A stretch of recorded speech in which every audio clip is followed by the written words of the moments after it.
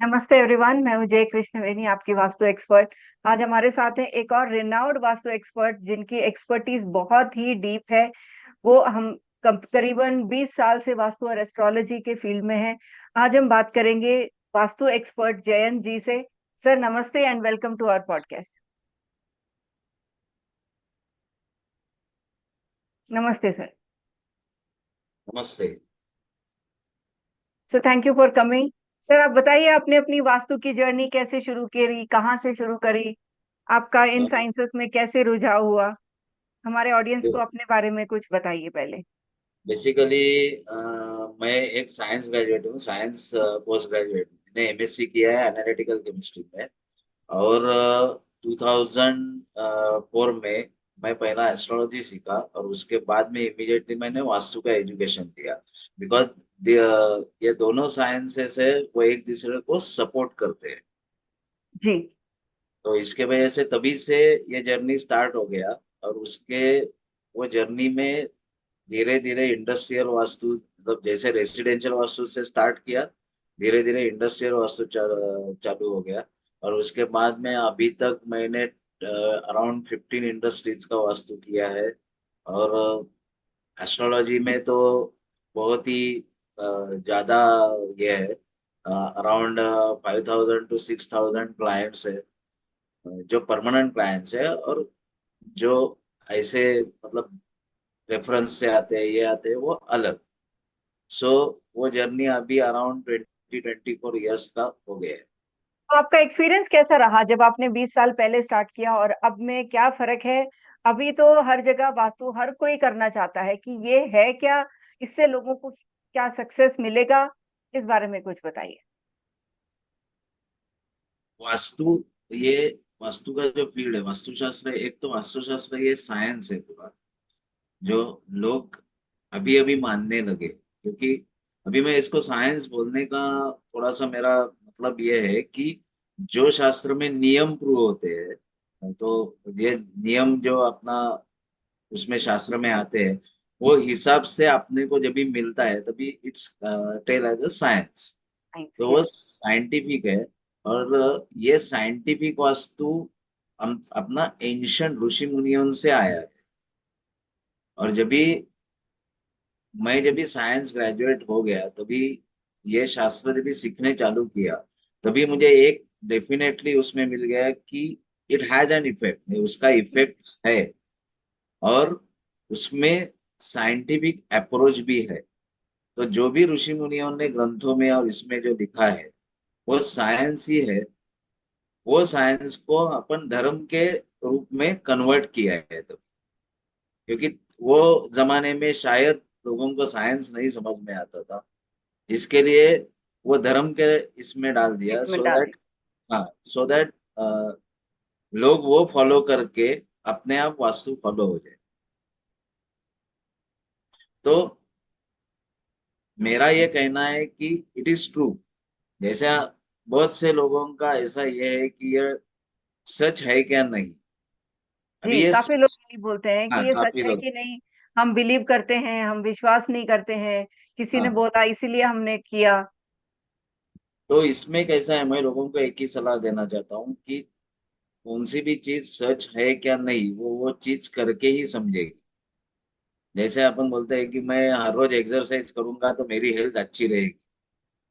ऐसे जब भी अपन बोलते हैं, तभी वो हेल्थ के लिए जो एक्सरसाइज करते हैं, उसके बाद में 1 महीने के बाद आपको समझेगा कि अरे हाँ, हेल्थ एक्सरसाइज से हेल्थ अच्छी रहेगी। जी। लाइक दैट, अगर आप वो करेंगे तो ही आपको समझेगा कि ये शास्त्र है क्या नहीं। दूसरा चीज ऐसा है कि और एक सलाह मैं लोगों को देना चाहता हूँ कि ऐसा नहीं है कि आपको एक वास्तु तज्ञ के उन्होंने जो कुछ बताया उससे आपको इफेक्ट नहीं आया तो इसका मतलब वो शास्त्र गलत है। नहीं तो वो नहीं है। क्योंकि जैसा मेडिकल साइंस में भी हर एक का डॉक्टर अलग है। अपन जैसे बोलते हैं कि ये डॉक्टर के पास मुझे कुछ इफेक्ट नहीं आता है उसका गोली से, लेकिन दूसरा डॉक्टर, वही डॉक्टर आपको क्योर करता है।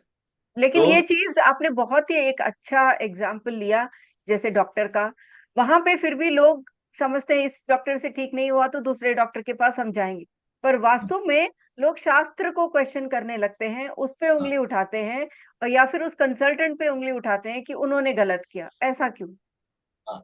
ये लोगों का कैसा है, लोगों का बेसिकली कौन से भी ऑकल्ट साइंस, जो भी ऑकल्ट साइंसेस है, उसके बारे में लोग आधे आधे रहते हैं।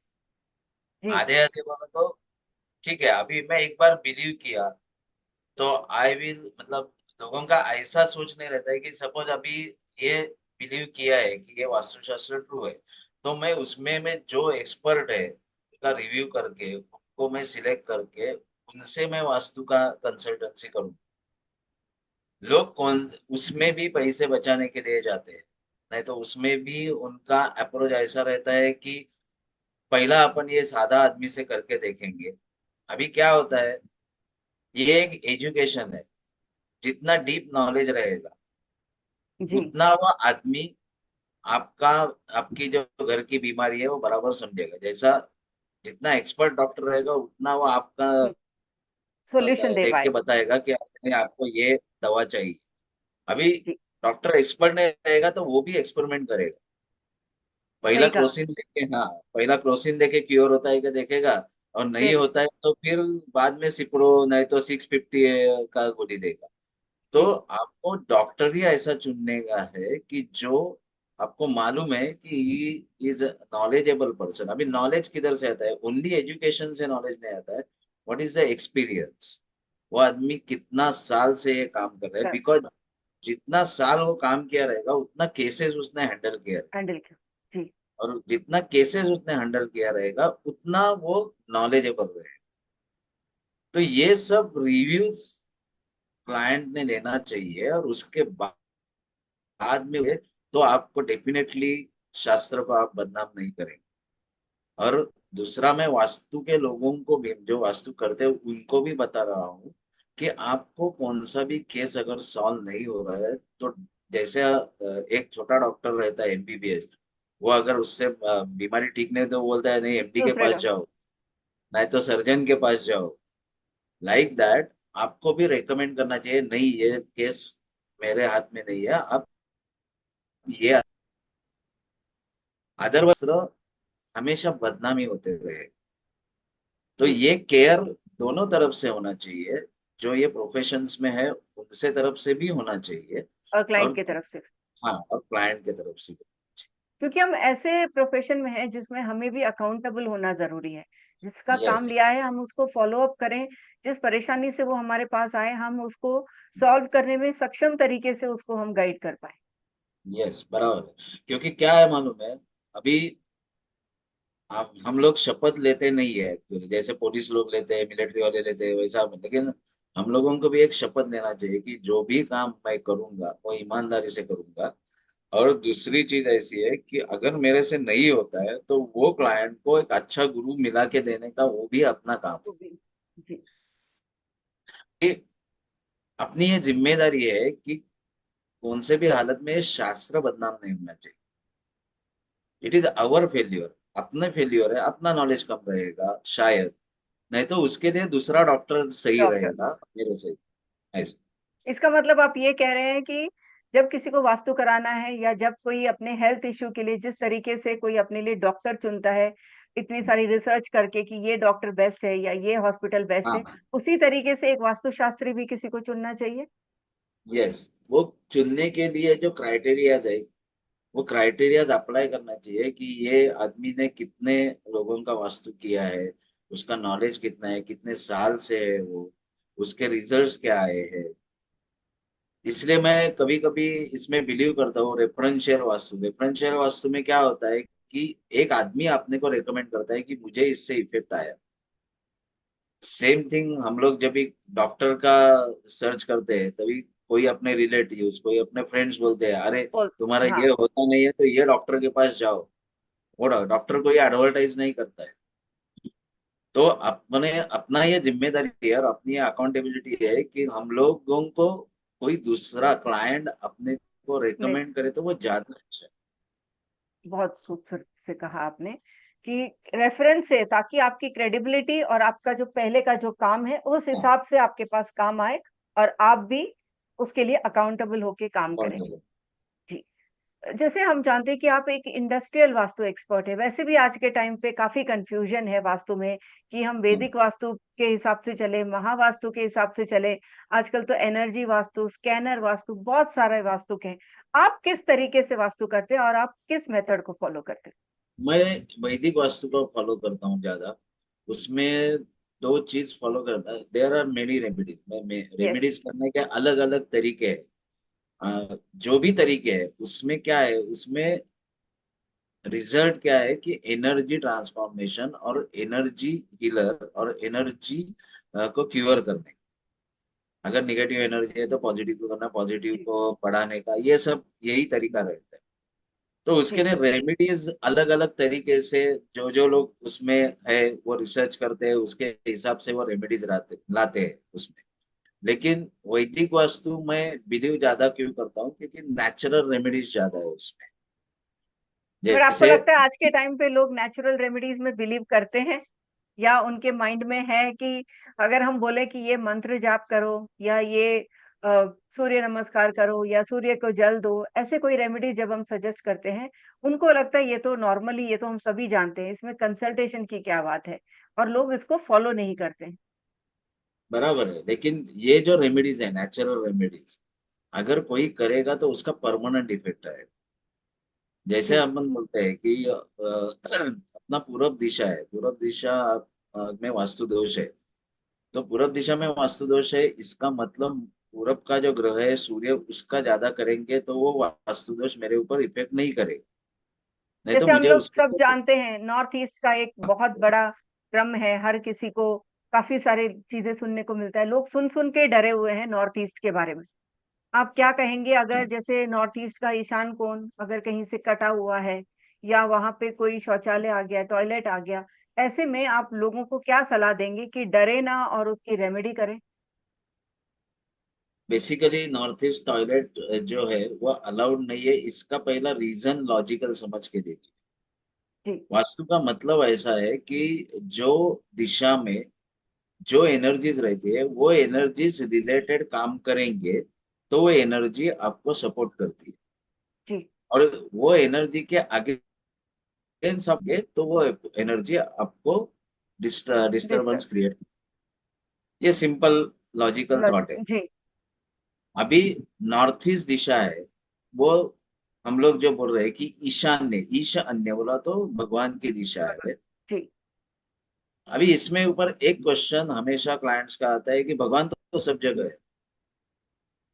मतलब हमारे ग्रंथों में जैसे वास्तुशास्त्र सिखाया सिखाया वही ग्रंथों ने हमको ये भी सिखाया है कि भगवान तो सब जगह में है। सब जगह पे। जी। तो फिर ईशान्य कोण में ही भगवान क्यों चाहिए? तो बेसिकली उसका जो लॉजिकल और उसका जो साइंटिफिक रीजन है कि ईशान्य कोण में अगर भगवान रहेगा और आप ईशान्य कोण में उसकी पूजा करेंगे, तो वो एनर्जी आपको ग्रास होगी। तो अभी ईशान्य कोण में शौचालय है तो क्या करने का, तो उसके लिए रेमिडियल पार्ट है। लेकिन हर जगह रेमेडीज कैसे रहते हैं, जैसे अपन ब्लड प्रेशर की गोली लेते हैं तो ब्लड प्रेशर की गोली हमेशा चालू रहेगी। सम रेमेडीज आर लाइक दैट कि वो ब्लड राइट। प्रेशर की गोली चालू रहेगी। जब भी वो ब्लड प्रेशर की गोली बंद हो जाएगी फिर तो आपका ब्लड दिक्कत। प्रेशर बढ़ेगा। ईशान्य कोण का भी ऐसा ही है। तो मैं लोगों को सजेस्ट करता हूँ कि ईशान्य कोण अगर दोष है तो बेटर फर्स्ट अवॉइड इट, उसको अब अवॉइड करने की कोशिश करें। जैसे अगर काफी लोग नहीं मेरे होता। पास आते हैं जो फ्लैट्स के लिए अपना नया घर ले रहे हैं, मोस्टली मिडिल क्लास फैमिलीज, या आजकल उससे अपर मिडिल क्लास भी जो भी अपना घर खरीद रहे हैं, वो फ्लैट्स में खरीदते हैं। और जहां तक मैंने भी देखा है अपने प्रैक्टिस में 5 साल में, काफी सारे फ्लैट्स ऐसे हमारे पास आते हैं जिसमें ईशान कोण में दोष होता ही होता है, और पिछले कुछ समय से ये बड़ा ही है।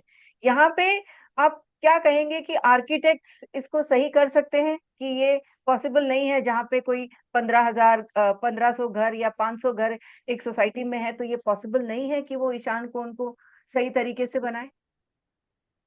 एक्चुअली बिल्डर मतलब जो आर्किटेक्चर है उसको वो प्लानिंग करते टाइम पॉसिबल है।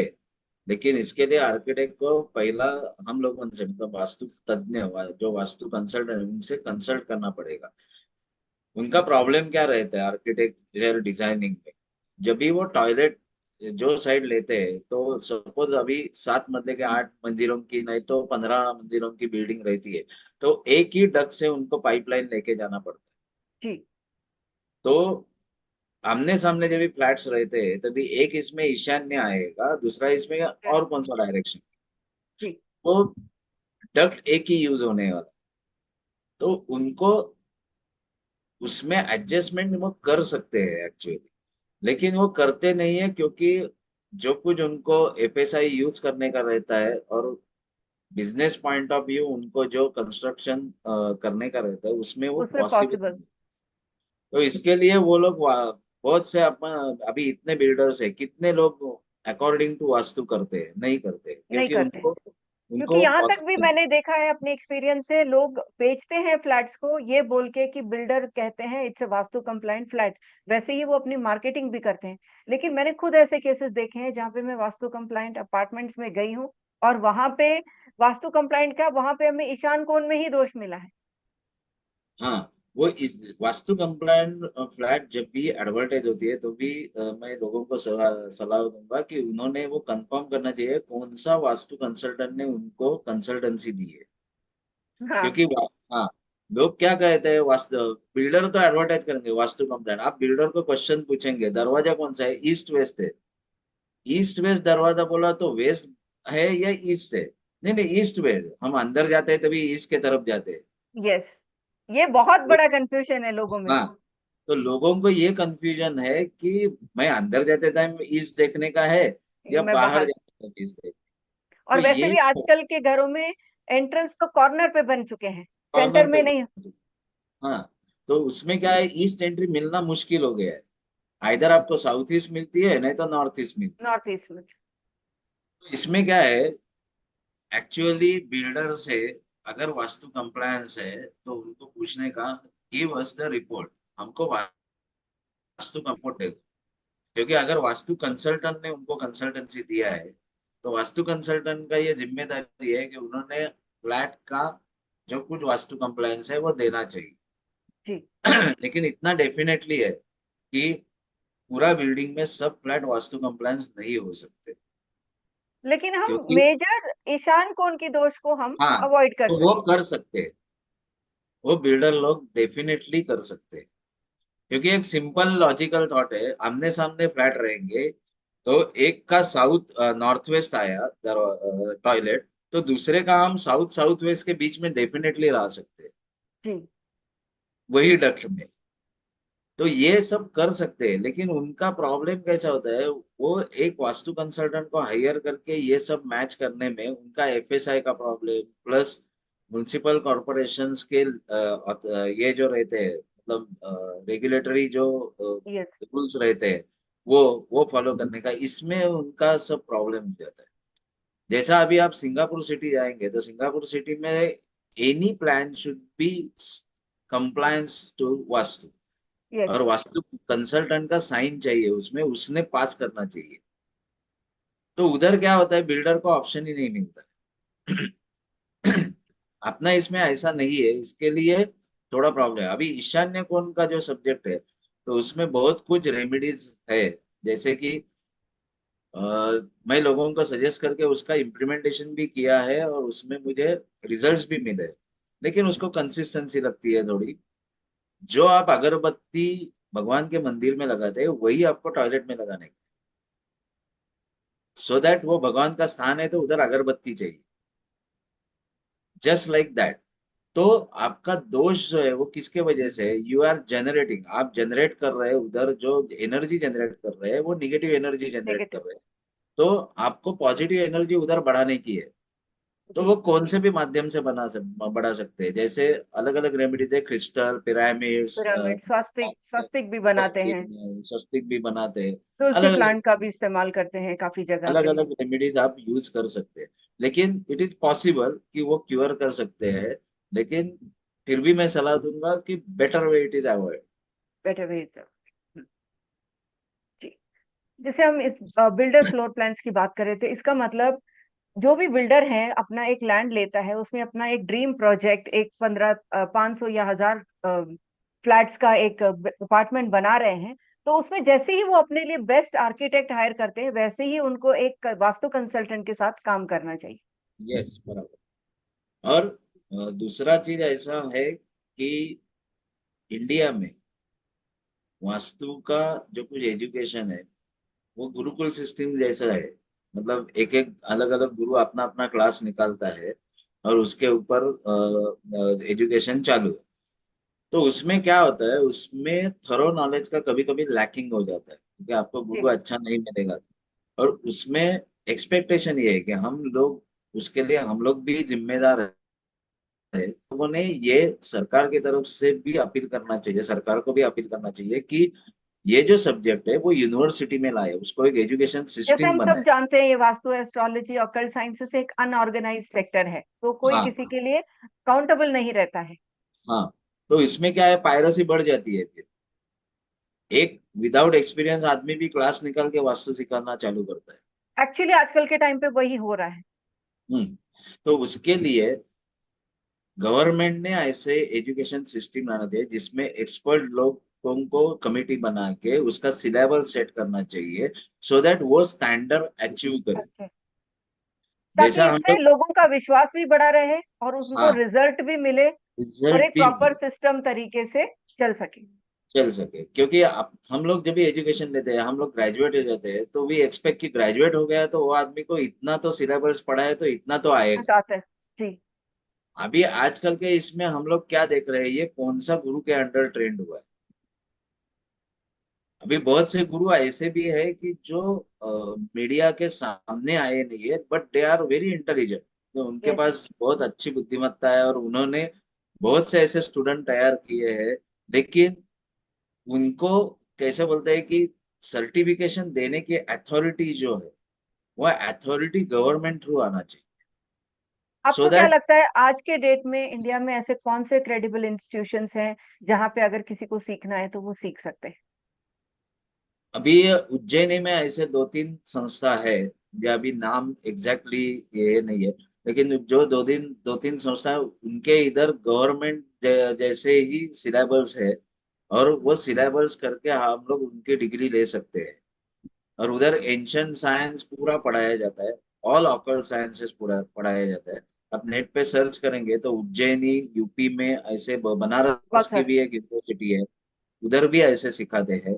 तो मैं सजेस्ट करूंगा कि वो जैसी यूनिवर्सिटी निकाले, वो भी अभी कैसी है कि वो पर्टिकुलर स्टेट्स में है, पर्टिकुलर जी। इसमें है। और उधर जाके सीखने का मुश्किल हो जाता है। तो ऑनलाइन सीखने का उसमें कितना समझता है, कितना ये प्रैक्टिकल नॉलेज, ये सब थोड़ा सा लैकिंग अभी तक है। अगर सपोज ये बॉम्बे यूनिवर्सिटी, पुणे यूनिवर्सिटी इसमें चालू हो गया तो दैट विल बी बेनिफिशियल। वो जी। आगे जाके अपना कंट्री को भी बेनिफिशियल हो सकता है, और उसमें का पायरसी भी हो जाए, मतलब प्रॉब्लम जो है पायरसी का वो भी जाएगा, और उसमें रिसर्च भी ऑथेंटिक हो जाए, और लोगों का ट्रस्ट भी बना रहेगा इन प्लस भी शास्त्रों। बना। जी। तो ये थोड़ा होना चाहिए, लेकिन मालूम नहीं ये कभी तक होएगा। अभी अभी लोग थोड़े बोलने लगे हैं कि ऐसा एजुकेशन सिस्टम चाहिए, क्योंकि क्लाइंट के डिमांड्स बढ़ गए कि उनको ऑथेंटिक वास्तु कंसल्टेंट चाहिए। जी। अभी रेफरेंस इज ऑथेंटिकेशन ऐसा हो गया है। मतलब एक नहीं, अब मेरा फ्रेंड ने रेफरेंस दिया मतलब ये ऑथेंटिक है, ऑथेंटिक। इतना ही ये है। जो डिग्री में मिलता है ऑथेंटिकेशन, वो नहीं मिलता। वैसे तो आजकल रील्स की डिग्री बन गई है कि। हाँ, जिसकी डिग्री बनती है। जी। तो फेमस, मीडिया में फेमस कितना है, उसके ऊपर जरूरी ऑथेंटिसिटी। नहीं है जो मीडिया में फेमस हो उसके पास पूरा नॉलेज हो। आजकल एक रील वायरल हो जाए उससे वो रातों रात फेमस हाँ, हो जाएगा, रातों रात भले ही फेमस उसके हो जाए। पास नॉलेज हो या ना हो, केस स्टडीज किए हो कि ना हाँ, किए हो। बराबर है। वो वही वही जो दिक्कत है वो क्या हो जाएगा।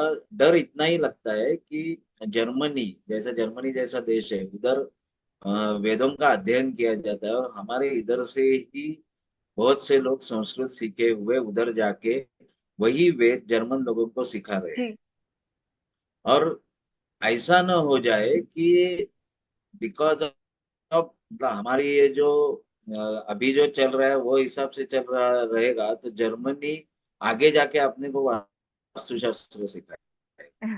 क्योंकि हम अपने तो शास्त्रों को प्रोटेक्ट नहीं कर ये रहे हैं। दिक्कत नहीं आनी चाहिए। जी। हाँ, तो मुझे लगता है कि इंडिया में भी ऐसे प्रयास होने चाहिए कि जिसके वजह से बाकी देश नहीं तो अपने इधर आके बाद में अपने को ही एस्ट्रोलॉजी और वास्तु सिखाएंगे। जो अपना फील्ड था, जो अपने देश का फील्ड हम्म, था, वो बाहर से आके, और वो बाहर से आके अपने को रूल क्यों करे? क्योंकि उनके पास सिस्टम है। वो एक सिस्टमैटिक वे से एजुकेशनल सिस्टम डेवलप करते हैं, और वो डेवलप करके उसमें रिसर्च कर दिया। अभी उन्होंने इंडियन लोगों को उधर लेके जाके ये सब सेटअप चालू किया है। तो आज नहीं तो 15-20 साल के बाद शायद वो लोग इधर आके अपने को सिखाएंगे कि तुम्हारा वास्तुशास्त्र हम लोग सिखा रहे हम लोग, मैंने देखा है काफी सारी डिमांड है, काफी सारे south American country specially Brazil वगैरह में आर्किटेक्ट्स वास्तु सीखते हैं। हैं। हाँ, और वो लोग अभी धीरे धीरे फॉलो कर रहे हैं follow. Architectural designing according to vastu. नहीं, इंडिया में नहीं हो रहा है अभी तक, क्योंकि लोग डिमांड एंड सप्लाई के बाद लोग अगर इंसिस्ट करेंगे कि हमको वास्तु के अनुसार ही लोग ये चाहिए कंस्ट्रक्शन, तो धीरे धीरे ऐसा दैट इज, मतलब वो ज्यादा, मुझे लगता है कि उसके लिए अपने को प्रयास ज्यादा करना चाहिए। जी। जी। अब यहाँ पे एक चीज और मैं पूछना चाहूंगी, जैसे हमने वास्तु के इतने सारे डिफरेंट मिथ्स के बारे में बात की, एक और है, वैदिक वास्तु और महावास्तु में हमेशा कंफ्यूजन रहता है, इसको आप किस तरीके से एनालाइज करेंगे? हाँ,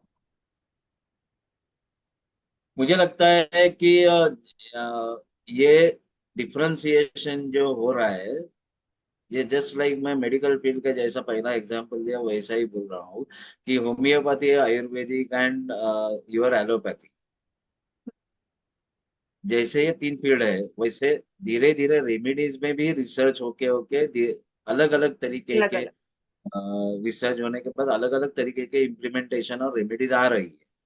अभी सवाल ये है कि वो जो रेमेडीज आ रही है, जैसे मेडिकल साइंस या अदर साइंसेस में केस स्टडीज करके वो रेमेडीज प्रूव किए जाते हैं, जी। वैसा अपना इधर कुछ भी रूल नहीं है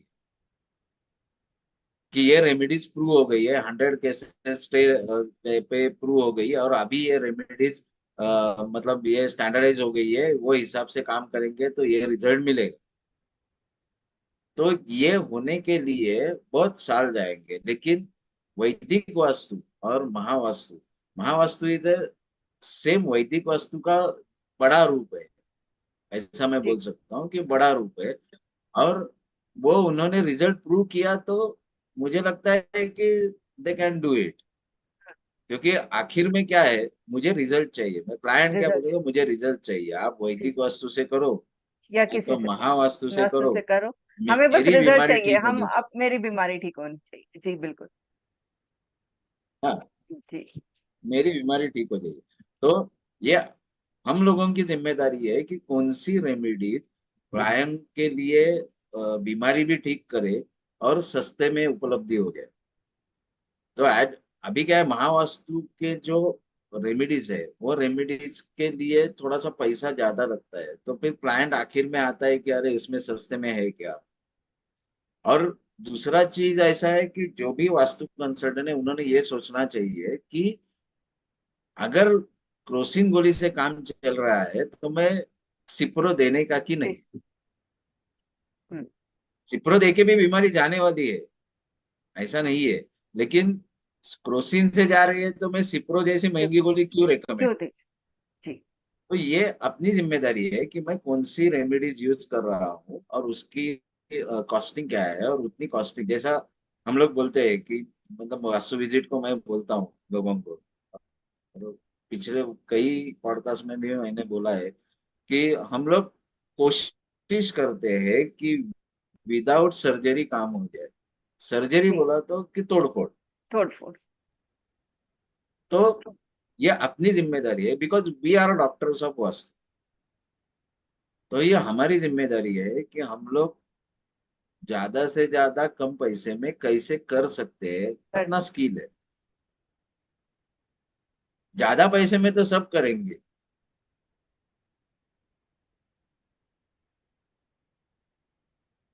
तो ये हिसाब से मुझे लगता है कि दोनों ही रेमेडीज ऐसे प्रॉब्लम नहीं है। लेकिन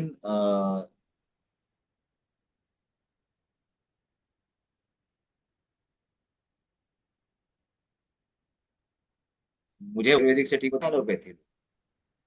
जी। ये रेमेडीज का ये रेमेडीज का सेग्रीगेशन ऐसा है। जो कोई भी अपने हिसाब से, अपने बजट के हिसाब से कर सकता है, लेकिन रिजल्ट सबका सेम होना चाहिए।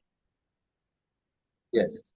हाँ, बिकॉज जो रिजल्ट बीमारी सबका से सेम आया होना है, चाहिए। जो और बीमारी से आया है उसको तो बस अपना सॉल्यूशन चाहिए।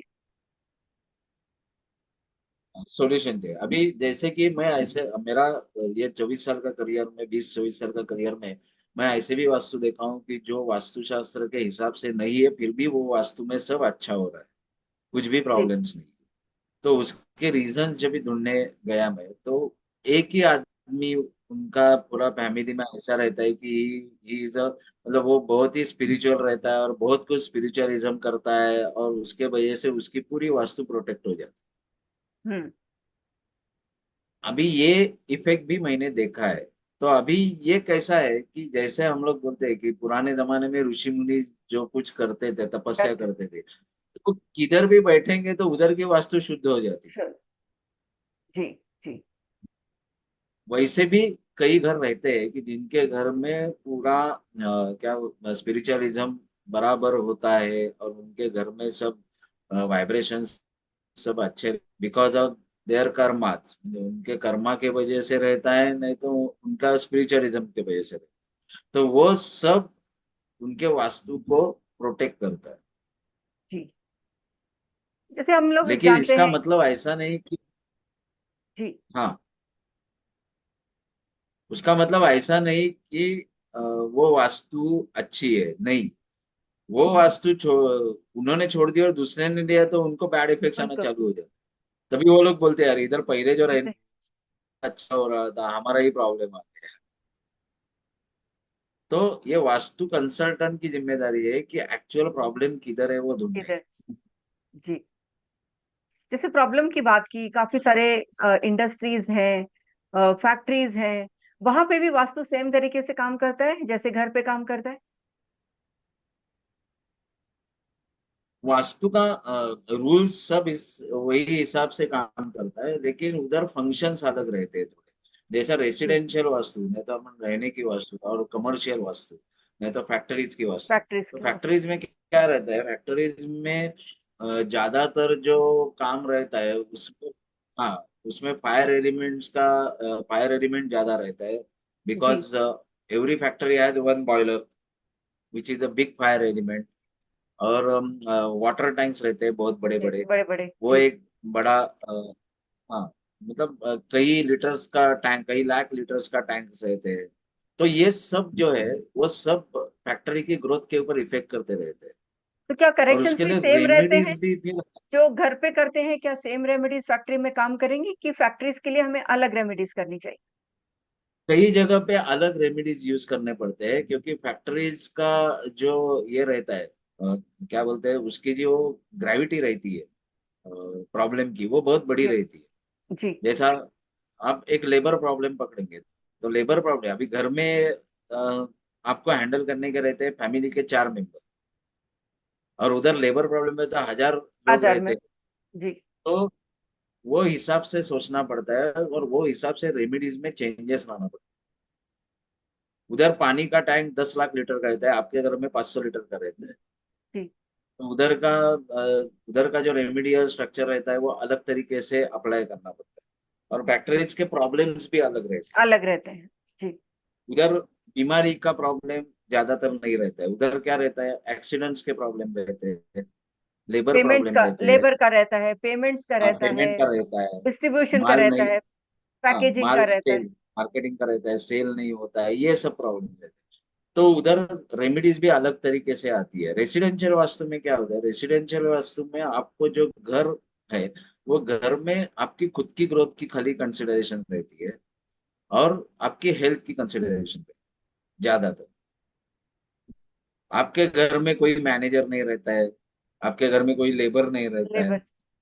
तो थोड़ा डिफरेंट उधर अलग सोचना पड़ता है। इसलिए रेसिडेंशियल वास्तु करते टाइम एक अलग तरीके से काम करना पड़ता है, और फैक्ट्री नहीं तो कमर्शियल वास्तु करते टाइम एक अलग तरीके से काम करना पड़ता है। और उधर बाकी रूल सेम रहते हैं, लेकिन जो रेमेडियल पार्ट रहता है उसमें अपने को थोड़ा सा चेंजेस लाना पड़ता है। जैसा कि पूरब दिशा है, पूरब दिशा घर के लिए बहुत ही इंपॉर्टेंट है, जी। लेकिन फैक्ट्री के लिए नॉर्थ दिशा ज्यादा इंपॉर्टेंट, क्योंकि अपॉर्चुनिटीज और मनी। ये जो बिजनेस मनी ये सब फैक्ट्री को नॉट। इम्पोर्टेंट। जी। तो उधर इस दिशा इम्पोर्टेंट है, इस दिशा इम्पोर्टेंट नहीं है ऐसा नहीं है, लेकिन उनके लिए नॉर्थ ईस्ट से दिशा, ज्यादा उत्तर दिशा ज्यादा महत्व रखता है। ज्यादा ज्यादा महत्व ये देती है।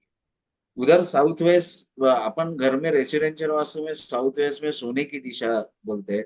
उधर सोने का संबंध नहीं आता है, तो उधर हम लोग क्या देखते हैं कि जो कुछ रूलिंग करने वाला मैनेजर है नहीं तो मैन साइट हेड है वो उधर बैठे हैं, तो प्रोजेक्ट वो मैनेजर, सब साइट लोगों हेड। को मैनेज कर सकते हैं। जी। हाँ, जैसे हम लोग बोलते हैं कि अपने घर में जो कोई लीडर है घर का, कर्ता पुरुष बोलते हैं जैसे, वो कर्ता साउथ वेस्ट में सोना चाहिए।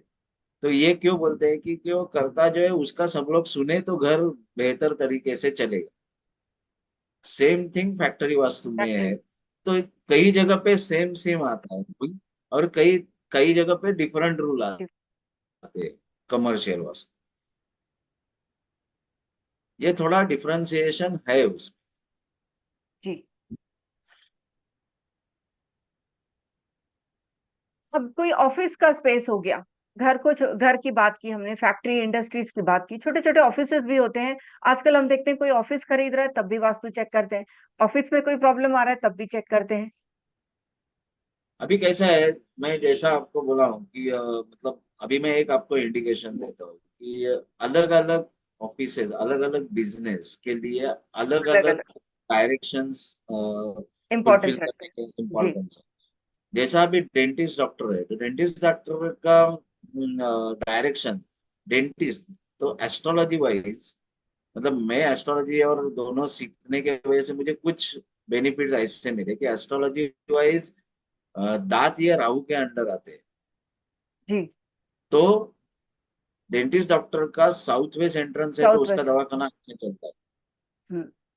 तो बाकी सबके लिए साउथ वेस्ट बेकार रहेगा, मतलब बेकार रहेगा। प्रॉब्लमेटिक रहेगा, लेकिन डेंटिस्ट डॉक्टर के लिए वो अच्छा है। जैसा हम लोग बोलते हैं कि बार एंड रेस्टोरेंट, जैसे ओनली बार रहेगा, तो बार के लिए हम लोगों को क्या एक्सपेक्टेशन है कि आदमी लोग आए बैठे, जितना ज्यादा पिए उतना बिल बढ़ेगा। बिल। हम्म। तो मेरा बार का एंट्रेंस इस दिशा में होके फायदा नहीं है, क्योंकि इसमें जो आदमी आएगा वो एक पेग मारेगा और जाएगा, और चला जाएगा। चला जाए। तो अलग अलग ऑफिसेस और अलग अलग बिजनेस के अलग अलग एंट्रेंस करने पड़ते हैं, नहीं तो अलग अलग वास्तु थोड़ा सा डिफरेंशिएशन होता है। अभी इसमें ऑफिसेस में क्या रहता है, जनरली ऑफिसेस में जो स्टाफ रहता है वो स्टाफ जो है वो सपोर्टिंग स्टाफ रहता है। जी। तो उसका जो बॉस रहता है, तो वो बॉस और ये सपोर्टिंग स्टाफ इनका बेसिक कम्युनिकेशन रिलेशन ये सब मेंटेन करने के लिए वास्तुशास्त्र देखना पड़ता है। नहीं तो मैं एक बोल रहा हूँ समझ अलग आ रहा है और हो रहा है वो। डिफरेंट। तो ये जो कुछ लिंक है वो बराबर चलनी चाहिए। इसके लिए ऑफिस का वास्तु आजकल लोग करते हैं और उसका जी। रिजल्ट्स भी आते हैं।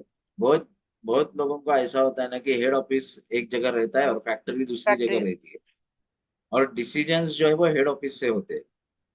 और हेड ऑफिस में वास्तु का प्रॉब्लम रहता है, फैक्ट्री वास्तु के हिसाब से ट्रीट की, लेकिन हेड ऑफिस में की हेड। नहीं। मेन सब जो स्ट्रैटेजी प्लानिंग इम्प्लीमेंटेशन ये सब हेड ऑफिस से हो रहा है, और उधर जी। वास्तु नहीं है तो कुछ फायदा नहीं होता। तो ये अपने को तो ये सब वास्तु कंसल्टेंट जो होता है उसको देखने का है कि एक्चुअल लाइन ऑफ एक्शंस किधर से हो रहा है, इम्प्लीमेंटेशन किधर हो रहा है, जैसे हम लोग वो देखते हैं हिसाब। घर के किसी दिशा में प्रॉब्लम है, सपोज राहु हाँ की दिशा हो गया या साउथ वेस्ट हो गया, वहां पे घर पे हाँ, कुछ मेजर इशू है, जब हम उनके फैक्ट्री या ऑफिस में जाते हैं हमें वहां पे भी सेम तरीके का आपका प्रॉब्लम वॉइस मिलता कट है। हो गया। You can hear me now? अभी ठीक है सर? हाँ जैसे मैं ये बात कर रही थी, जैसे हाँ अभी ठीक। ऑफिस, जैसे किसी के घर पे समझ लीजिए साउथ वेस्ट खराब है, साउथ वेस्ट में कोई वास्तु का दोष है। अब जब हम उनकी फैक्ट्रीज में जाते हैं वहां पे भी हमें सेम डायरेक्शन में ही प्रॉब्लम मिलता है। हाँ, वो ऐसा बहुत बार होता है क्योंकि कैसा है कि it's a connection with the horoscope. ये कनेक्शन हॉरोस्कोप से है। तो हॉरोस्कोप में राहु खराब रहेगा तो आपको सब जगह साउथ वेस्ट में ही सब मिलते जाए। सब में। जी। तो हाँ, तो ऐसी जगह पे क्या है, वास्तु में ऊपर भी रेमेडी करने का है और उसके हॉरोस्कोप के ऊपर भी और रेमेडीज करने का। जी। दोनों जगह से रेमेडीज अप्लाई करने के। अदरवाइज क्या होता है, खाली वास्तु के ऊपर करके अगर उसका राहु बहुत ही खराब रहेगा तो वो हर जगह पे तकलीफ देते प्रॉब्लम, रहे। तकलीफ दे। कभी कभी ऐसा भी होता है कि हॉरोस्कोप में एक बार आउट हिट किया तो वास्तु का इसमें अपने को अपने आप अच्छा डायरेक्शंस मिलना चालू। चालू होता है। जी। इसीलिए तो हम कहते हैं ना, हम अपनी ग्रहों की दशा नहीं चेंज कर सकते, पर हम अपनी घर की दिशा को सही हाँ करके अपने हाँ, ग्रहों को हम ठीक कर सकते हैं। ठीक है। तो उसका मतलब ऐसा है कि अगर मेरे घर मेरा हॉरोस्कोप में सपोज सूर्य ग्रह बराबर नहीं है, मतलब खराब है, तो मैं सूर्य का एनर्जी किधर से लेता हूँ, ईस्ट से लेता हूँ। तो ईस्ट मेरा से। वास्तु में ईस्ट दिशा अच्छी होनी चाहिए। जी। तो मेरा हॉरोस्कोप का सूर्य है वो ज्यादा तकलीफ नहीं दे। यहाँ पे मैं आपसे एक रेमेडी पूछूंगी। जैसे आपने बार यूनिट की बात की, आजकल के मॉडर्न घरों में, फ्लैट्स में सबसे पहले जो दो क्वेश्चंस हमें सुनने को मिलती है, मैम टेम्पल कहाँ रखना है, मंदिर कहाँ रखना है, दूसरा हम बार यूनिट कहाँ पे बनाए। तो आप अपने एक्सपीरियंस से आप हम हमारे ऑडियंस को बता सकते हैं कि मंदिर रखने की सही दिशा कौन सी है और गलत दिशा कौन सी है। वैसे ही बार यूनिट बनाने के लिए सही दिशा कौन सी है और गलत दिशा कौन सी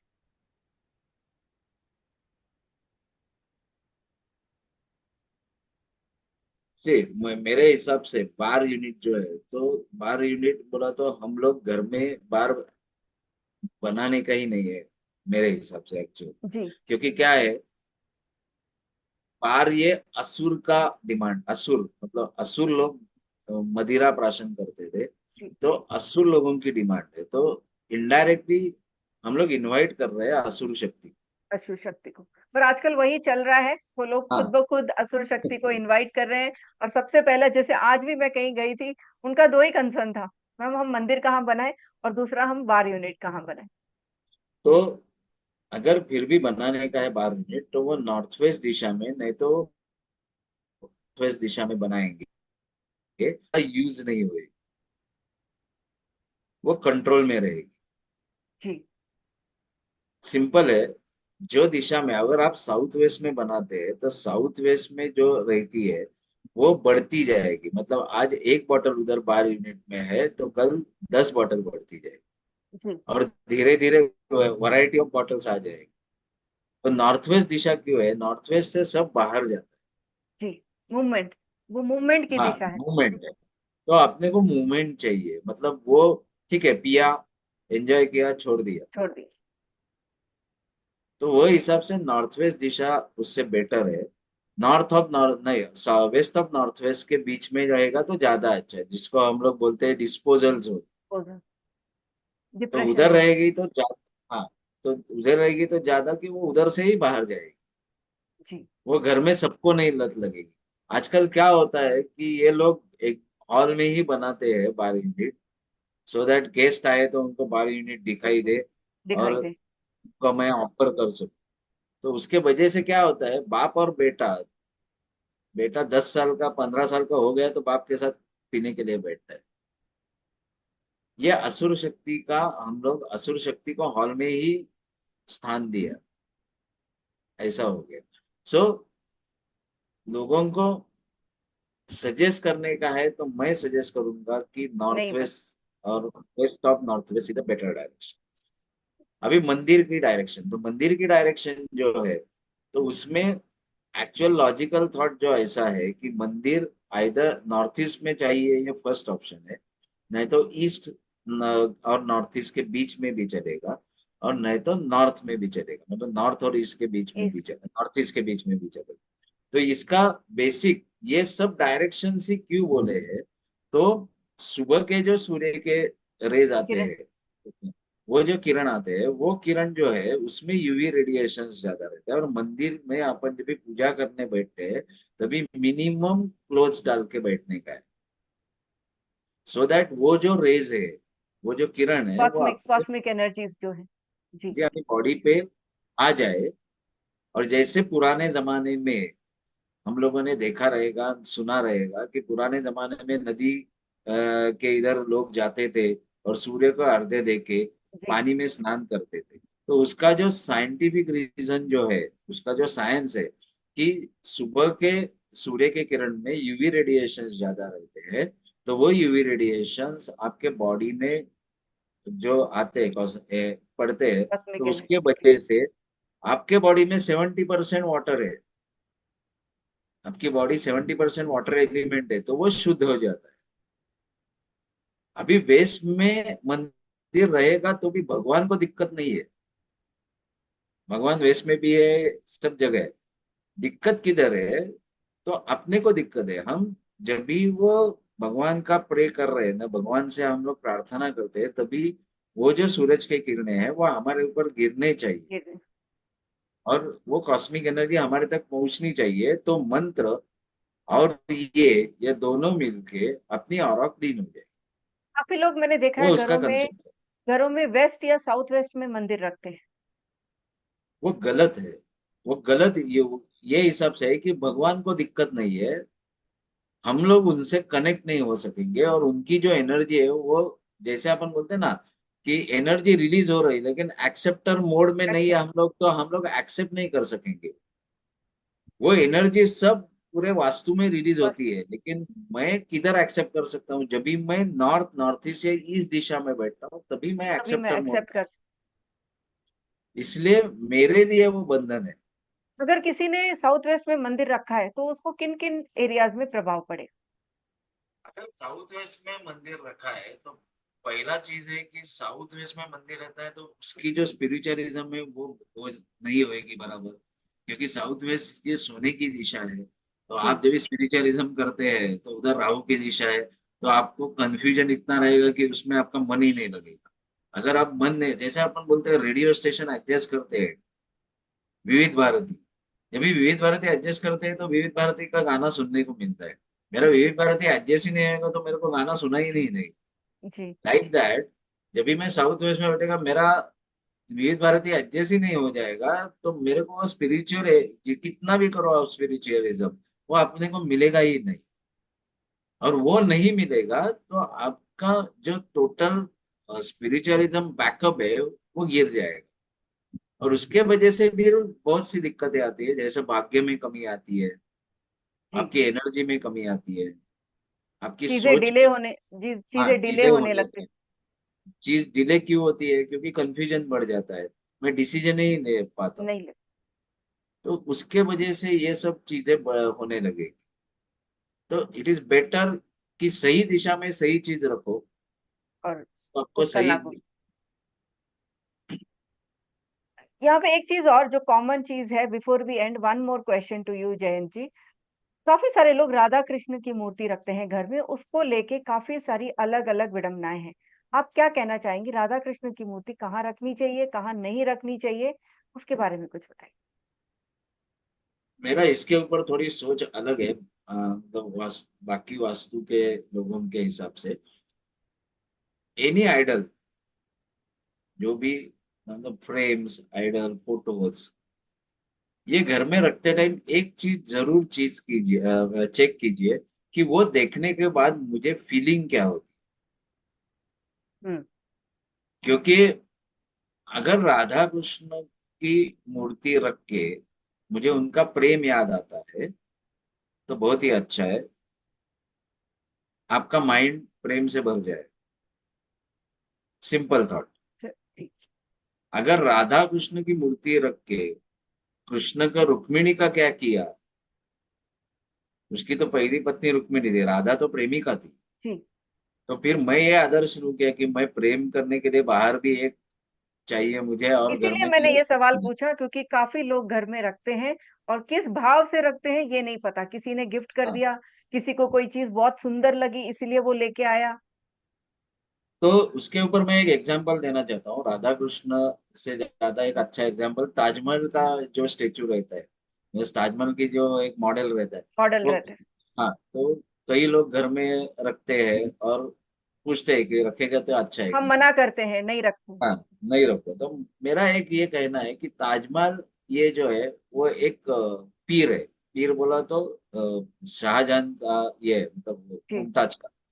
तो उसमें आप पीर आपको ध्यान में आ रहा है, वो भाव आ रहा है तो मत रखिए।